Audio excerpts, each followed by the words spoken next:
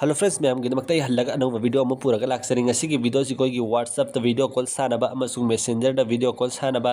Instagram दा video call सानबा नते कोई नॉर्मल कॉल सिदा सु वीडियो कॉल सानबा याई मैम अदु वीडियो कॉल सानबा सिनाव सिंग गिदमक्ता यामना इंपोर्टेंट ओइगदा वीडियो नि ngasi वीडियो सि मैम नो लोय फोटो एंबियो अदु दि कइनो हाय मतम दि कोई गी गर्लफ्रेंड ओइगे बॉयफ्रेंड ओइगे एनी नत्र कनागु मिसम खोइना वीडियो कॉल सानिंगिबा अदु खोइगी युमदा लै मतम दो ओइगे एनी मफम दा लै मतम दो ओइगेरा युमदा लै मतम द कइगुंबा खुदोंग चादा नि खोइगी युम सिदा मै सि लाक्त्रिबा तंजा सिदा अदु खोइना वीडियो कॉल सानिंग बतारगा दि खोइगी माइथोंग सि उफंगरोइदरा अदुगी अवाब पुन्नमक तुंग सिगी वीडियो सि येंगनोइन को अनेबा नत्रिंग खोइ गर्लफ्रेंड बॉयफ्रेंड सिंग ना अमम बदि खोइ थेंग मतम दि खोइगी अहिंग द वरी सानिंगबा तारगा सि खोइगी युम सिदा मै लाक्तबगी प्रॉब्लम लैरगा सु अदु पुन्नमक तुंग सिगी वीडियो सि येंगलगा अदुगी प्रॉब्लम पुन्नम दु सॉल्व ओइरनेबा म्यामगी नत्रिंग खोइगी हल्लमन नुमिदांग थेंग मतम द खोइ मै थांगनु गन गन तुमो नत्रिंग खोइगी दुदा गर्लफ्रेंड बॉयफ्रेंड सिंग ना वरी सानिंगबा तारगा दि खोइगी माइथोंग दु ता उरगा वीडियो कॉल अदुम इंगित तौनसु यारेदन मैम अदुगी माइथोक दो नंगाई दमक्तनी मै लाक्तरगसु केसु अबिरो सिगी वीडियो से यंगना मैम न खोगी मै लाक्तरगसु अदुम फेस से खोई उबि फंगने स्क्रीन से दम क्लियरली मैम गान अदुम खोगी माइथोक उबि फंगने अदु दमक्ताई स्क्रीन सिदा खोइना डिस्प्ले अमा हाइदि एड तौ मथौ दागने अदु हेफेतंग हाइदा बिदे मैम दो हंजरगे अदुगी दमक्ताई WhatsApp से चंग मैम एंगबिरो अदुगा अदुगी प्रोसेस तु पुन्नमक दु खंगमिनरसे ngasi वीडियो सिदा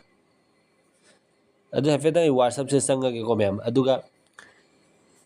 अदुई दमक्ताई हान बद मैम नेट ऑन तौजगे मैम ने हेफेतंग गाइबियो अदु मैम हौजे आई वीडियो कॉल से ऑन तौरेबको सुमना नखोइसु मम बदगे गुम मै लाक्तबो ओरगदि नखोइगी फेस तु सुमना उ फंगोइबा सुमना दum मम मनि दर मैम सिनो हिने कंथ्रा मनुंग दो सु ब्लैंकेट मनुंग दो वरी सानिंग बोर सुंगा सिगी वीडियो सि बता नोइन उबि फंगनेबा अदुदि कैदौने हाय मतम दको सि सिदा हेफेतंग एंबियो आई बैक सटके बागी वीडियो कॉल से हेफेक्टंग मैम नेंबियो अदु आई सिगी स्क्रीन दो उबि सि मैम सिगी ब्लप मान बसि सि ऑन तौगे सि ऑन तौ मतमदा हेफेतंग WhatsApp तो इन वीडियो कॉलिंग तौरमदु संगे अदुदा सिगी सि सुमनाई स्क्रीन वाइट स्क्रीन उरिसि सि उरगदि मथक के अमखक थान मतम दि सि अदुम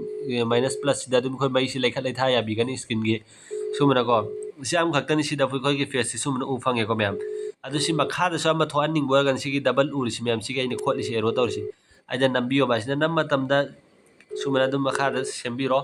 सि ओरगदि नखोइ फेस नु खोइना अमम बद ब्लैंकेट मनुंग दो ओइगरेनी अमम मफम द वीडियो कॉल सानिंग बतारगदि सुमना साबियोबा सिगी ट्रिक एंड टिप्स यूज तौरगा सिगर मनी यूज तौगनी सिगी एप्लीकेशन जी काइदि फंगने पुन्ना मक्तुंग सिगी वीडियो से खंगमिन नसे दुदai वीडियो कॉल से फेदंग कथलगे मैम अदु सिगागी वाइट स्क्रीन दिसु अनि मक्सि अदुमै कथचा खरगे मैम सिदगे अदुम कथत पम यासु मे कथत पिरो अदु सुम ब्लैक बैक पिरो मैम दा अदु सिगी एप्लीकेशन जे फेदा प्ले स्टोर ओपन तौर मैम देंग हंजगे फेतेंग व्यू मैम दा वीडियो से लोय फेता अदुगी दमक्ता हजिकी प्ले स्टोर जे संगगे मैम अदुगा हजिकी एप्लीकेशन दु हंजगे बको अदु सिदा मैम दसु फेतंग सुमना स्क्रीन फ्लैश ने इबिरोबा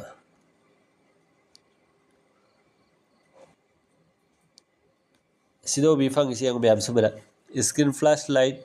फॉर सेल्फी है सिगी एप्लीकेशन से नोइना डाउनलोड तौबिरो नता सिगी लिंक दो आइगी WhatsApp चैनल अमसुंग ग्रुप ता पीजगे मैम दो याम लाइना डाउनलोड तौबियो अदुमा इंटरफेस से सुमना ओपन तौर मतुंग द कमन उगने एप द फेतंग हंजगे आई सी हाना अमतंग एप इन्फोसिस संग क्लियर डाटा तो थोके दो मैम द ओपन तौब द माग इंटरफेस से कमन उगने एप द फेतंग अदु सु खंगन जरमगेबा मैम द वादनगाई दमक्ता अदु क्लियर डाटा तो थोके अदु सिगी एप्लीकेशन जाई डायरेक्ट हजिकी प्ले स्टोर सिदगे अदु सुमना ओपन तौरगे मैम ने फेतंग गाइबियो गाइबोइन वीडियो से भी एंगबिरी बिसिन ओपन नबंग चैनल से सब्सक्राइब तौबिद्रबो अदु प्लीज सब्सक्राइब तौबियो ngasi वीडियो से कोइगी WhatsApp दा वीडियो कॉल साना मेसेंजर दा हान स्वाइ जखरे अदु सिंगी दबक्ते यामना इंपोर्टेंट ओइगनि कोइ अमम वीडियो कॉल साना निंग बिसिन नाउ सिंगी दबक्ते से यामना काना गनि को मैम अदु सुमना उबि फंगने मा इंटरफेस से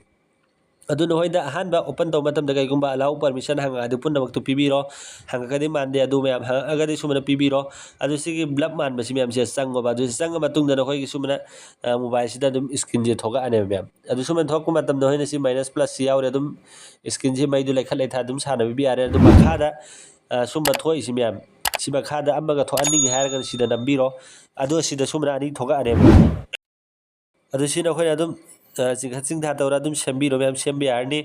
अदु सुमन तौरगा वीडियो कॉल सानबियो सी ओरगा होगी माइथोंदो अमबदर होय वरी साना मतमदा मैम उबि फंगनी